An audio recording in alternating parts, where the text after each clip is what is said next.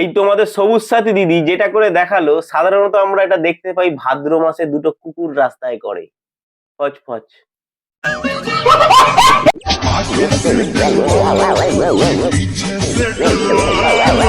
আমাদের ভাইরাল সবুজ সাথী বলছে আগে সে ডালবালো আর পিছে সে ডালবালো, মানে তুমি আগে থেকেও দিতে পারো আবার পিছন থেকেও দিতে পারো, মানে তুমি যেদিক থেকে দেবে সেদিক থেকেই ও নিয়ে নেবে।